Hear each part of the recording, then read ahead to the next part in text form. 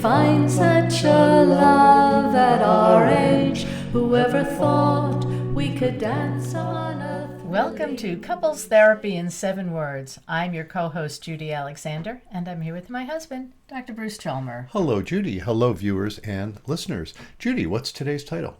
How do you know when to call it quits in a 40-year marriage? Indeed. This has come up a number of times, of course. I mean, it's a lot of my practice, people wondering that. And we will tell you specifically how we happen to be doing this particular question at this particular time in a moment. But first, let's put in a few commercial words for our favorite topics. Our favorite topics, which is our books. And our books. They're out of reach right now. Oh, I should have gotten those in reach, shouldn't I? Yeah, well, let's see. The first one I reached for was actually The Blue Tent, which is Erotic Tales from the Bible. By Laria Zilber. Yes, Lariazylber. If you go to lariazylber.com, you'll be able to get it. If you go to Amazon and you search for The Blue Tent, Erotic Tales from the Bible, you'll get it. It's a beautiful, beautiful book. As I've always mentioned when this comes up, I have a massive crush on Laria. I know you do. Yes. And she has a massive crush on you too, I understand. You understand that, yeah. And somehow that seems like it's okay with you. It's okay with you. And we are, just to tell people, we're not into polyamory or anything. We're monogamous. Yes, we are. And yet somehow it's okay that I have this massive crush on Laria that I hope someday to fulfill. Yeah, well, if you search for her, you'll understand why. I will understand why. And we are being silly, folks. Our listeners out there. Because Laria, of course, is Judy's alter ego. Right. So that's her pen name. Anyway, it's a beautiful book, and I hope you'll get it. And speaking of books, my most recent book is Betrayal and Forgiveness, How to Navigate the Turmoil and Learn to Trust Again. Yes, and you can find out all about that if you go to you can search for that book. You can go to our website, ctn7.com. You can go to my website, brucechalmer.com. You can find it all over the place. And there's a couple more books you might as well mention while we're in a book mentioning. I might as well. We have It's Not About Communication, Why Everything You Know About Couples Therapy is Wrong. Yes, and Reigniting the Spark, Why Stable Relationships Lose Intimacy and How to Get It Back. Yes. And I don't want to hold up this next booklet I'm going to mention because I changed the cover to a much better cover. So don't hold it up. I won't hold it up, but I'll talk about it. But yes. My husband complains about my cleaning. What do I do? Hint, it's not about the cleaning. Yeah, and that's a booklet that I wrote in response to seemingly zillions of searches that land people on my blog, actually, a blog post I did before we ever started this podcast. And a listener question, too. Well, actually, it was the question. Pre-listener question. It was a Pre-listener write-in question for the blog. Exactly. And a lot of people are searching for that. And I recently updated the cover of the book. And I think it's a good book. It covers a lot of good stuff, not just about cleaning, of course. Since we're on the topic of listeners writing in. Yes. Let's now launch into our discussion for today. Turned out, and folks, this is a general statement, of course, if you have any questions you would like us to address in a podcast, by all means, go to our website, which is ctn7.com. Yes. That's the number 7. Yeah, CT for couples therapy, right? ctn7.com. And you can do what a guy we will call Fred. It's not his real name. He asked that we not use his real name, and so we are not using his real name. We're calling him Fred. And he wrote in. So, Judy, why don't you... It's a very brief question. Brief question, but very pointed. There comes a time when it's appropriate to end a relationship. How would I know, given the easy inclination to bolt? This question comes from a man who has been married for 40 years. So Fred is rather terse in his comments, but it sounds 40 years in a marriage, and he's thinking of ending it. So yeah, and he was economical in his language, but boy, there's a lot packed in those 3 sentences right there. I want to address the first part of you saying, how would I know? How would I know when it's appropriate to end? Given the easy inclination to bolt, and it's interesting that he calls it an easy inclination. Because I think for some people that is where they go. But I have, of course, if it were easy, they wouldn't be making appointments to see a couples therapist. Right. What I was about to say is, gee, I have rarely, if ever, met a couple considering breaking up where they perceive it as easy. But of course, that's why they're seeing a therapist.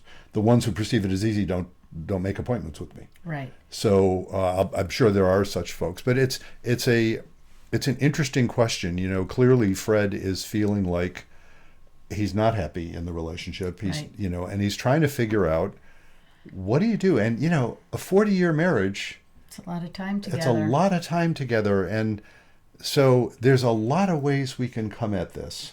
Yeah, plus it's not just a lot of time together, but then there's not as much time up ahead. Yes. So do I want to spend my last years, however many there are allotted to me, alone? Because that's a scary prospect. Some people stay in long, crappy marriages for that very reason. Yeah, They don't yeah. want to be alone. They know they have a reliable partner, even though the rest of the relationship might be pretty painful. Yeah, exactly. So, I mean, there's lots and lots of reasons why people stay together even when they're not happy about it. But as I say, there's a number of different angles we can come at this, and I want to start off by just asking you, because I think I'm going to guess we have different. We are two different people. Yes, we are. That's, as I so often point out, that's a feature, not a bug of evolution. It's good that we're two different people, and I'll bet we have two different sort of gut attitudes about this. I bet we do. Though I don't know. And remember when we brought up we were going to talk about this, and I said, let's not talk about it now. Let's talk about it when, fresh. So Right. folks, you are hearing this. We deliberately decided, no, we're not going to bounce our ideas off each other until we're actually recording it. So here you get the benefit of that. So Judy, what do you think? Wow. How do you know when to call it quits after 40 years? Well, people do. Yes. I think when things get so bad that you just can't tolerate it anymore. Yeah. Also, I will say, if you've tried to make it work, because after 40 years, I would at least hope that you're giving your partner the benefit of the doubt. And have you explored all different avenues? Well, first of all, is it because your wife is intolerable, or has it just reached a boiling point, or has somebody cheated? Has there been a financial problem? Like, what are all the other things leading up to it? But if it's just the point where your personalities are such that it's intolerable, have you explored venues? Like, have you done couples counseling? Or have you gone for taking your wife maybe for a medical appointment? Maybe there's something going on with her medically that's causing her to, I don't know, because you don't give us very much information about it.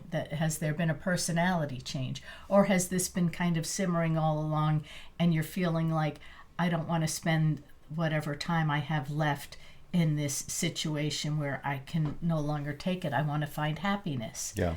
So that's where I'm coming to it. So have you explored all the ways that you can work on the marriage? And if you just find it totally intolerable, that to me would be, okay, that's the time to say, I think we need to part and go our separate ways. Yeah. What's your feeling? So it's interesting as you're describing, how you look at it. I'm of course mapping that onto my favorite way of looking at this and thinking, oh yeah, it's actually fairly similar.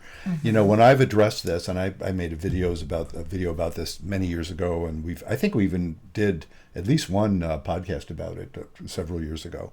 And I have a chapter in Reigniting the Spark in one of my books about this, entitled "How Do You Know When to Call It Quits?" Right. So we've discussed this, and as you were describing it, I'm fitting it into my little rubric. So what's my little rubric? Well, if you look at the issues they're having, you can divide them into two categories. One is deal breakers, and the other is growing pains.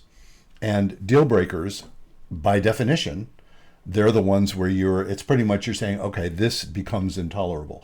It's interesting, the notion of intolerable, people will often say something's intolerable as they're tolerating it. Well, yes, that's true. So and I don't mean to be just playing semantics there, What they mean is it's really unpleasant. And unpleasant is too weak a word. It's really very, very hard to take. Yeah. But they're still taking it. When something is actually intolerable, it's, you know that because they simply don't tolerate it, which is to say they leave. They do something other than tolerate it. So,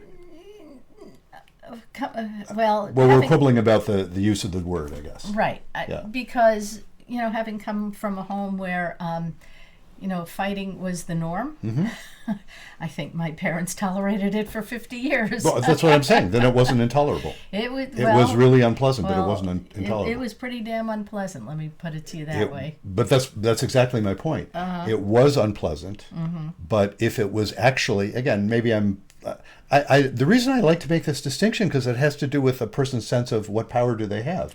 If something is in fact intolerable, that means you are ceasing to tolerate it. And you can say something's intolerable but continue to tolerate it, so apparently it's not really intolerable, it's just really bad.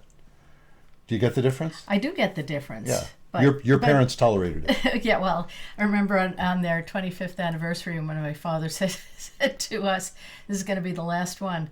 Well, 25 years later, he died, but so right at their 50th anniversary, right around their 50th anniversary. Right, shortly after that. Yeah. So he did tolerate it for another 25 years, yeah. although, both of them were fighting all the time. Yeah. No, that's what I'm saying. So, but actually, I want to go back to Fred's letter because his first sentence is interesting. Yeah. He packed a lot into three sentences. He did. There comes a time when it's appropriate to end a relationship. There actually are people who would say, no, that's not true. Most of us, certainly most folks who are listening to this podcast, probably would agree with that statement. They're saying, yep, you get to end a relationship. There are folks, probably not listening to this podcast, right, would say, no, when you marry, you do not get to end the relationship. Right. I suppose some of those people would say, well, unless there is serious violence or something like that. You know what I mean? They would draw a line that is way farther than Fred is talking about. Right, yes. It doesn't seem like this is an abusive relationship on either of their parts. Yeah, that's well, let's assume that. If it is, it's a whole different story. Right. But yeah, let's assume it's just painful, but it hasn't reached whatever that level is. But he's saying, what again, most of the folks listening to this podcast would agree with, it is, first of all, to say there comes a time when it's appropriate to end a relationship starts with the assumption that you get to do it, that it is something that a person can choose to do. And I will add to that, the other person doesn't have to agree. Right. That it only takes one person in our culture, it only takes one person to end a marriage. One person can, that did not used to be true, by the way. Right. But it is true in all the states, as far as I know, now in the United States. And I think most of the folks who are listening to this are in countries where that's probably true, that anybody can choose to end a marriage. It's painful. I'm not saying they do it lightly, but they can choose to do it. So then the question is, okay, what allows you to do that? And he's saying, you can tell by his second sentence, how would I know given the easy inclination to bolt? He's resisting it. Right. He's feeling like, I know I could leave, but that somehow feels wrong. Right. And he's Especially from wrestling a with that. generation that comes from, no, you work it out. Yeah, You stay exactly. together, you work it out. Yeah. Like the easy inclination to bolt. Yeah, but he sounds like he doesn't want to take the easy way out. And it sounds like he hasn't been taking the easy way out. Well, if he's still in it for 40 years, I guess that would be the case. Right. So then the question is, as I was saying earlier, and again, I think this fits fairly well with what you were saying. There are deal breakers, and you know the deal breakers because they break the deal, Right. And then there are growing pains. So I'm going to infer, maybe I'm making some assumptions here that we don't have enough data on, but I'm going to infer that he's not talking about deal breakers. He's not talking about somebody who's like all of a sudden his wife has decided to join a particular religious group that is absolutely anathema to him and he can't imagine, being with her. Or, well, obviously in a 40-year marriage, it's highly unlikely that they're arguing about whether to have a child or not. I doubt it. I very much doubt it. So that, those sorts of things are deal breakers. This is more about, it's just painful. Yeah. Their relationship is painful. So from that perspective, now I want to invoke something you've heard me discuss many times. People who have listened to this podcast maybe have heard a few times, which is my concept of the two sets of needs that any relationship needs. And I say needs because if they're not sufficiently fulfilled, something just feels off. And you know what the two are. I call them. I do. Yes. Stability and intimacy. Stability and intimacy, exactly. And clearly, if you're talking about a 40-year marriage, the word stability has to apply to some extent. Right. Because clearly they've stayed together for a long, long time. That says some kind of stability. I'm not saying it's always pleasant. I'm just saying apparently they know how to stay together because they've done it. Right. So and like many, many, many couples who are very good at stability, the issue usually is not so much stability, the issue is intimacy. So what do I mean by intimacy? Again, I'm not just talking about sex. Right. Sex is often a part of it, but I'm not just talking about that. Intimacy is where you have this sense, I'm going to say it a little differently from how I say it. Okay. When you're having, I usually use the term intimacy is where the energy for growth is. Intimacy is when you can feel like yourself with your partner feeling like themselves. You can actually show up and be physically and spiritually and emotionally present with your partner at the same time. And as I so often point out, and you'll know the answer to the end of the sentence too, the chief skill of intimacy is to tolerate the anxiety. Tolerate the anxiety, exactly. I think you've heard that before. I think I have. I think I've read it in a few of your books, You've too. read it in a few of the books. But it makes sense. Yeah. Well, it makes perfect sense. Yeah. Especially if you want to sustain a relationship, and given that they've had this, we're going to assume stable, or it could have been unstable, but they've reached stasis in their relationship, that they've been able to stay together for 40 years.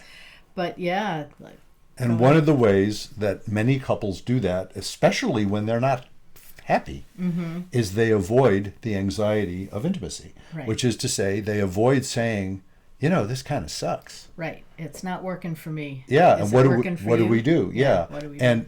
And one of the ways they avoid that, interestingly, is by having screaming fights. Right. And fighting about everything but what they really need to address. And that happens often because when somebody brings that up, that is so threatening to stability, especially to the very extent that they both know it's true. You know what I mean? Right. Even if they don't, and I see this a lot too, the couple shows up in my office because one of them has said to the other, I've actually been unhappy for years, and the other one is utterly blindsided by it. They just didn't want to know it or didn't know it or whatever.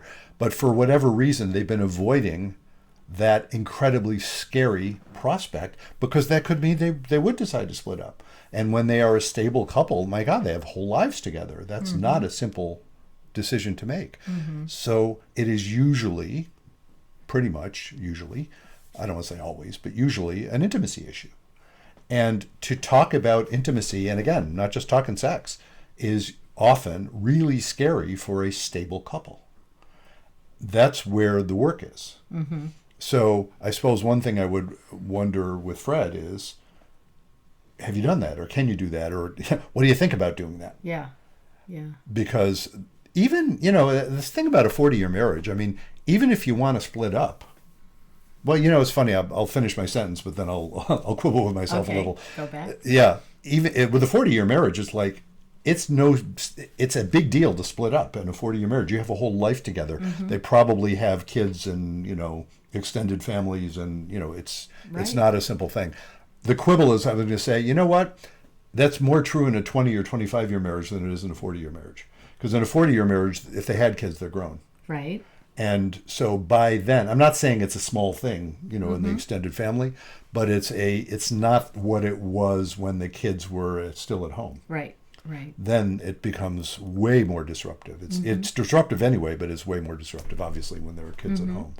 So it's, that would be the question for Fred is, has he tried to have intimate conversation with his wife where the topic is, wow, I'm considering breaking up, but I'm wrestling with it because it feels like it's an easy out and we would lose so much. Yeah. Otherwise, why would he call it, if it's an easy out, then take it. It's not easy. That's obviously, there's an inclination to bolt, but he's resisted it because he knows that it wouldn't be easy. As the song says, breaking up is hard to do. Breaking up is hard to do, especially after 40 years. Yeah. I want to ask you about something that that is often, and maybe this is kind of a cultural zeitgeist question, Okay. your sense of it, I'm not sure. There are many therapists who, especially therapists who work with individuals. Mm-hmm. And I don't mean this as a nasty critique, as I've worked with individuals, and I'm sure I'm prone to this too, where you're talking to somebody who's clearly unhappy, clearly hurt, clearly has been hurt in lots of ways in a particular relationship, and the inclination often is to privilege their individual agency and their individual happiness, and therefore say, if you're that miserable, you really ought to get out.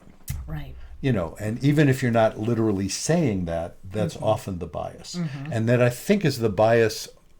There's a lot of our culture that has that sort of individualistic bias. It's like, if you're not happy, you're really, don't you deserve to be happy? And I'm not knocking those ideas, but I'm curious, what are your thoughts about that? Well, when you're working with an individual, you're only getting the individual side. Yeah. So, of course, you're seeing everything through their lens. Whereas if you talk to the other partner, you might get a totally different impression.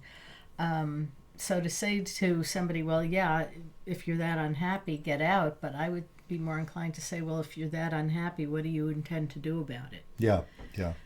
It's interesting because, that notion that when you're working with an individual, you only get one side of it. Of course, that's true. The part that I'm fascinated by is it's not merely that you only get one side. Even when I'm working with a couple, Yeah. I'm hearing two different stories, usually, especially in the beginning. Yeah. And I think, and they often conflict, and I am just utterly convinced that they're both true.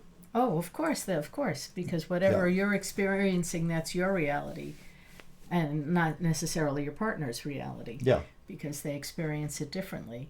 But obviously he's given this a lot of thought, so he's not one who's going to just bolt. Right. Well, he's given enough thought that he would write to the likes of us. Exactly. Yeah. So he wants to know at what point do you end it, and the point is when you've explored all your other options and it just isn't salvageable. Yeah. Yeah, and I agree with that. And I don't know how you know when you've explored all your other options either. Do you know what I mean? There isn't a simple formula for it. No. But I do note, the reason I mentioned the bit about, individual therapists often will privilege individual agency. Even when I worked with individuals, I was always cognizant of the fact that I always felt a responsibility to more than just that individual. I felt a responsibility to that individual's extended, their family and their extended network.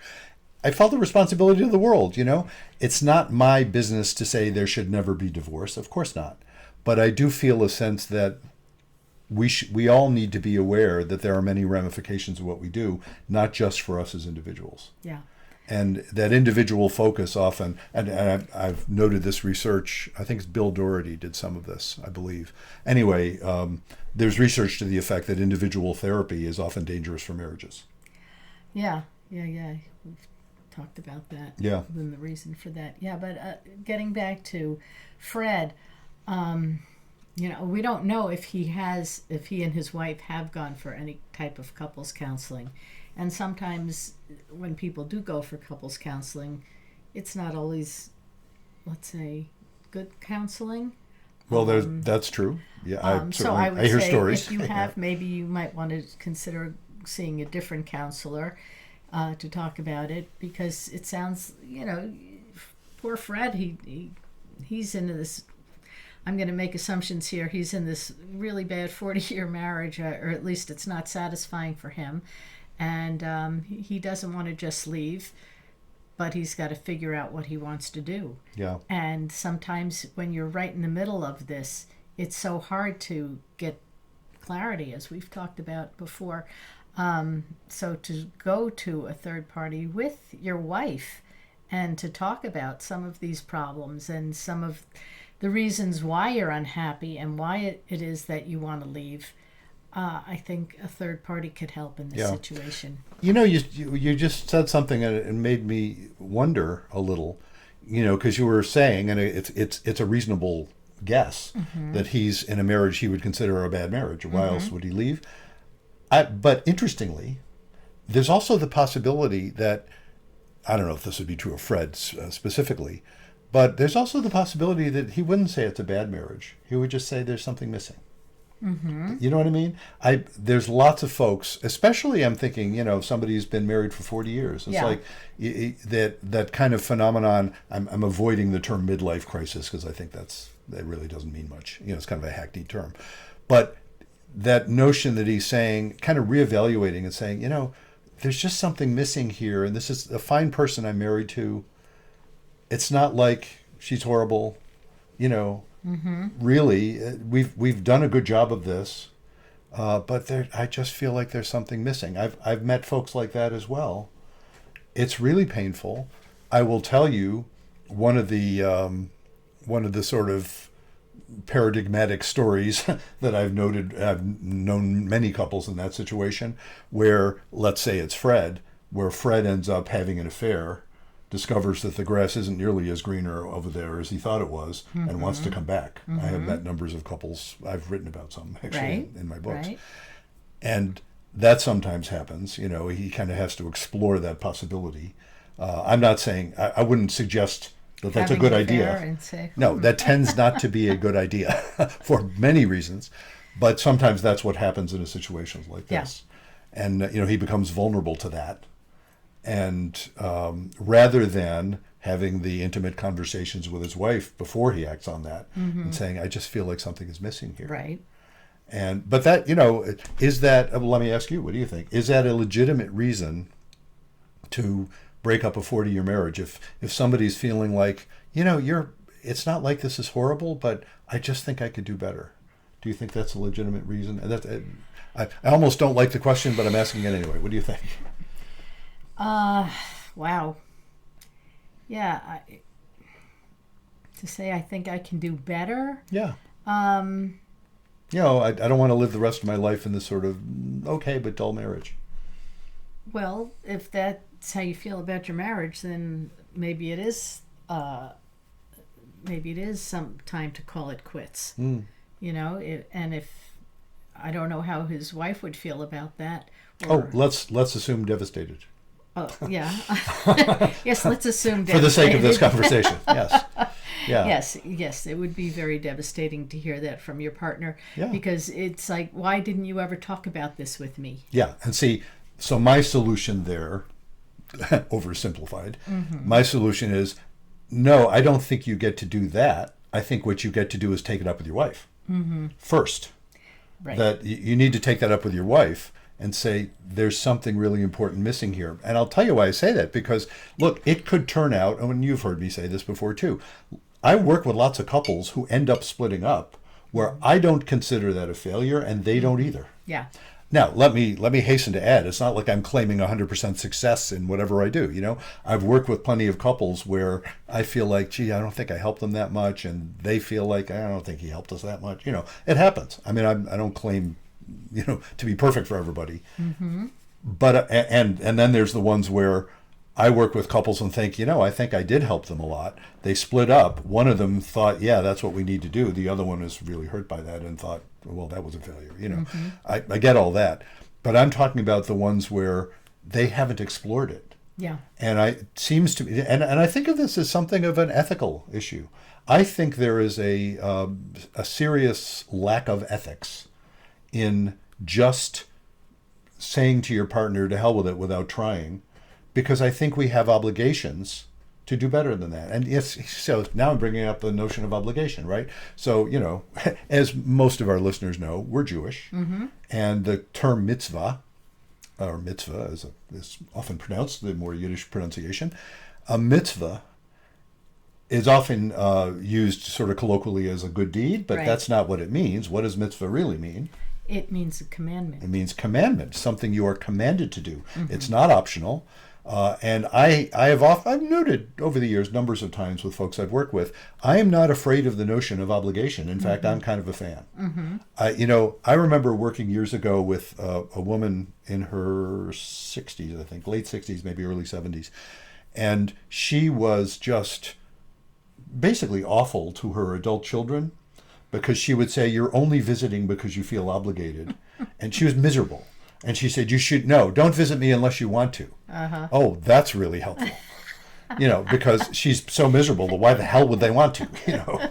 She made it miserable for them because they weren't wanting to enough, I mean, as opposed to saying, and I remember at the time, because my parents were living at the time, and I remember saying, I mean, I love my parents, but I didn't visit because they were my favorite people to spend time with.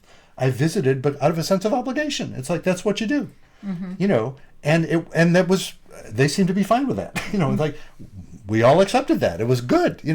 That's what it's supposed to be. It was fitting into the notion that these familial obligations have a basis. Yes. That's a good thing. So, I owe you, you're my wife, I owe you certain obligations independently of how I'm feeling that day.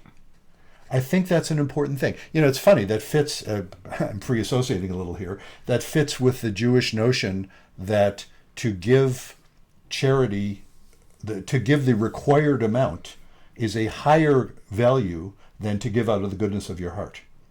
I often translate that into saying, basically from a Jewish perspective, to pay the taxes you owe is more important than giving charity. And by the way, giving charity is good. It's not like giving charity is bad. It's good. Give out of the goodness of your heart. That's great. But more important is fulfill your obligation. Yeah. And the Jewish, the Hebrew word for what is usually translated charity, which is from the Latin caritas, the Hebrew word is tzedakah, Right. which actually means Righteousness. Yeah, righteousness or justice. Justice. Yeah, exactly. It's about justice. It's not about, this will make you feel good, or this will be a nice thing to do for someone, Right. which again, it's good to do nice things for people. But it's about justice. It's about, no, this is an obligation. This is not optional. I think Fred has an obligation, like anybody has an obligation to their spouse, to be open about the fact that they're considering leaving, at the very least, in hopes that something will grow. And that's, my other little bit of, my truism, and be careful with truisms because they're not always true, are they? But it's that intimate conversation is where growth happens. Right. And and that's unpredictable. You don't know where that goes. It could turn out that Fred's wife will say, "Oh, I'm so glad you brought that up. I've been feeling that for years. Can't we just, you know what? Let's be pleasant and even warm and cordial to each other when we meet at the kids', houses. But we don't need to keep living together. This is kind of ridiculous." Okay. Or she might say, "Oh my God, what do we?" Who knows what she would say? But you open up that, and it's scary. Yeah. But that's where growth happens. Right. He's got to be open to the possibilities too. Maybe his wife has been feeling that way too. Yeah. And maybe she'll say, well, maybe, I've been feeling very unhappy. So what do we do about it? Yeah. Do we part or do we try to work on it? Or maybe she'll say, "Well, now that you brought it up, let me introduce you to my lover, Roscoe." And so now it's out in the open. Now what do we do? Who knows what she'll say? But that's the point, when there has been this breach of intimacy. Right. It's so interesting, the whole business about intimacy with a partner, because, you can go to the other extreme and say, partners should know everything about each other and be completely open about everything. That's not, first of all, it's not possible. I don't even know everything about myself, never mind you, And moreover, it's kind of sexy that I don't know everything about you and you don't know everything about me. There's always more to discover. That's the erotic charge. Do you know what I mean? It's like that little bit of uncertainty in there. Right. That's nice, It doesn't sound like they have an erotic charge going here. No, it doesn't. And yet, I'll tell you something I have often noticed. When the bomb gets dropped, whatever it is, in this case, I'm presuming it wouldn't be infidelity. He didn't say, "Well, I'm involved with someone else. What do I do?" Right. So the bomb here would be his saying to his wife, "I actually wrote to somebody because I'm considering ending our marriage, and I know that's, we better talk about that." Right. When the bomb gets dropped, you never know what happens. The infidelity bomb, when that gets dropped, it is a commonplace occurrence, and most couples therapists would tell you this. To see what happens to a couple's sex life when there's been infidelity, it often explodes. Yeah. Well, yeah, it gets more frequent anyway. It's like the other party, whoever it was, the man or the woman or whoever it was, that had been resistant, all of a sudden is all over the other person. And it is a weird and interesting and not that terribly mysterious phenomenon, but It happens a lot. And so, sometimes what needs to happen is, metaphorically, the bomb needs to get dropped. These are the folks, and I've talked about this before. There are many people who, after the bomb gets dropped, be it infidelity or just all of a sudden hearing that your partner's unhappy, those are the folks that when they get through it will often express gratitude for it.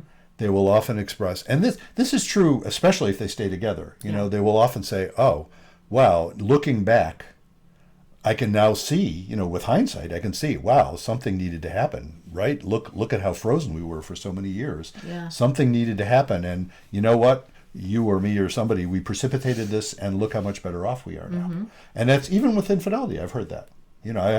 I always say this. I haven't heard anybody say thanks for cheating. Right. I have heard numbers of people say thanks for precipitating the crisis. Thanks. It's like, well, something needed to give. Right. And even when they split up, I've actually had that experience. It's like, that was so painful, but I'm grateful for the growth I experienced going through that. We're both better off. I am frankly thinking of my own first marriage when I say that. I don't mind saying that. It's like, yeah, it ended, but I, even fairly soon afterward, well, especially after I met you, but even before even in the 10 minutes before I met you, there was a sense of gratitude. It's like, wow, this needed to happen, evidently, and I'm grateful. It forced a lot of growth on me, which our marriage has benefited from. As your first marriage is the same thing. Right. So you can be grateful even if you don't stay together. But I guess we can summarize it by saying, yeah, Fred. I would invite Fred to explore intimacy in the conversational sense, to have some honest conversations with his wife, and as you point out, doing that with a therapist may be just what they need. Yeah. Then there's the bit. I might as well put in a plug for. I have the chapter in that book about cleaning, how to get your reluctant guy to go to therapy. Well, it's far less common to how to get your reluctant wife to go to therapy, but that happens too. Yeah. On occasion. Yeah. And it is interesting though, because Fred wrote to us as opposed to calling a therapist. Right. That's So true. he is not. I'm inferring, Fred. Apologies for going way beyond what you wrote here, but I am inferring that he doesn't have a lot of confidence in proposing to his wife that they go to therapy, because that's what he would do rather than write to us. Well, sometimes you need to hear that rather than, immediately jumping into that. That's why they have advice columnists. And that's why, that's true. You Yeah. write to Dear Abby or Ann Landers or something, and they would always, and oftentimes would say, go to therapy. Yes. Well, they would, and you know what they would usually say? They would say, I remember this lots of times. Go to therapy, and if he won't go with you, go by yourself. They always say that. Right. And I don't disagree with that concept. I do note that phenomenon that if he won't go with you, go by yourself. I shouldn't overstate this, but my gut says, but probably means you're splitting up. Right. Because as opposed to what I talk about in my chapter on how to get your reluctant guy to go to therapy. Actually, if you can talk with him about why he won't go to therapy from an understanding standpoint rather than a accusatory or a condemning standpoint, you might discover he's got good reason for resisting.